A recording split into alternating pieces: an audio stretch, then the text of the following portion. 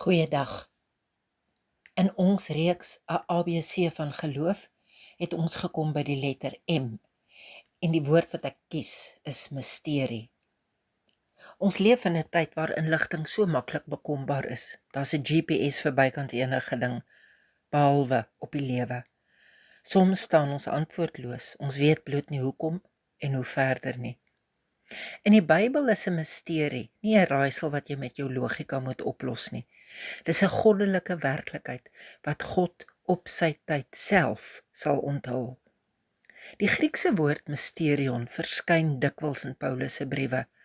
In Kolossense 1 vers 26 tot 27 skryf hy van die, en ek haal nou aan, geheimenisse wat eeue en geslagte lank verborge was, maar nou aan sy heiliges geopenbaar is.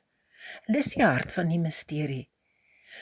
Dit is Christus in julle, die hoop op die heerlikheid.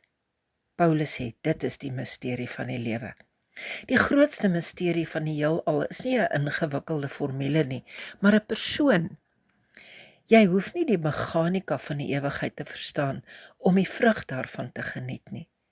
Geloof beteken om die dat te aanvaar, dat God regeer, selfs wanneer die hoe vir jou verborge bly.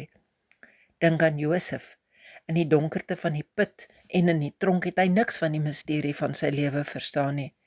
Hy kon nie sien hoe hy sy broer se verraad sou lei tot die redding van 'n nasie nie. Eers later, in Genesis 50 vers 20, kon hy sê, julle wou my kwaad aandoen, maar God het dit ten goeie beskik. Josef moes jare lank met die misterie leef sonder die antwoorde.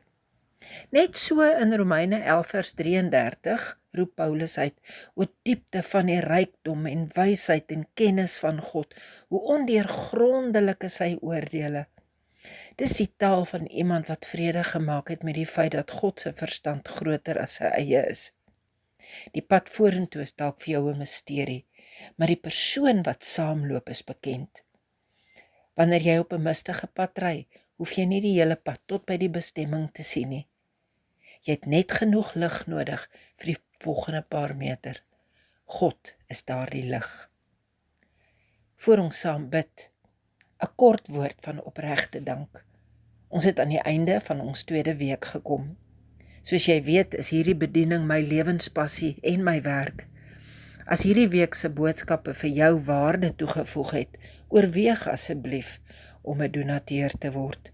Die besonderhede is onder die teks. Kom ons bid saam dan. Groot en almagtige God, U weë is hoër as my weë. Dankie dat ek nie alles hoef te verstaan om veilig te wees nie. Ek gee vandag my hoekom vra vir U en ek kies om te rus in die misterie van U goedheid. Amen.